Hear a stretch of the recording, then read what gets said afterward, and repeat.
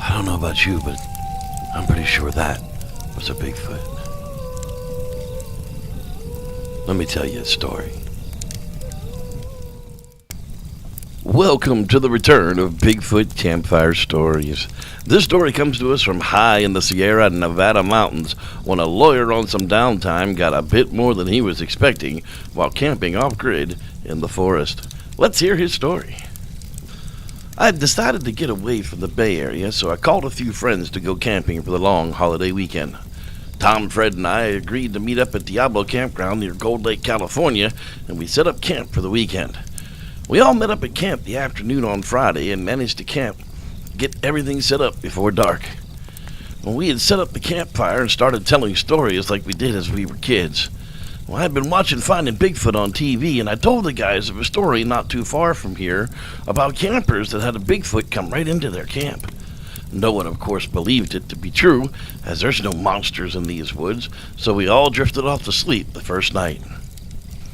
We woke up to a torrential rain falling, and most of the camp had already cleared out. It was just us and a few RVs sticking it out through the weather.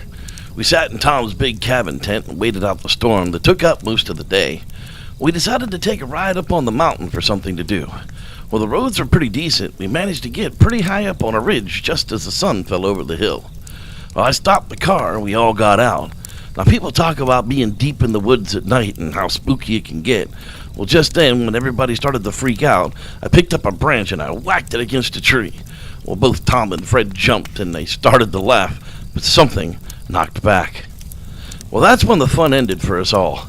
Something knocked back, and it wasn't very far away. Well, I dropped the branch and headed back to the car, and by the time I started it, Tom and Fred were already belted in and yelling to get off the mountain. I still had to turn the car around up there, and it's harder than expected. We finally managed to get it pointed in the right direction, and that's when this large beast stepped out onto the road. My lights lit up the hairy face, and it raised a big melon-sized boulder over its head and hurled it at the car.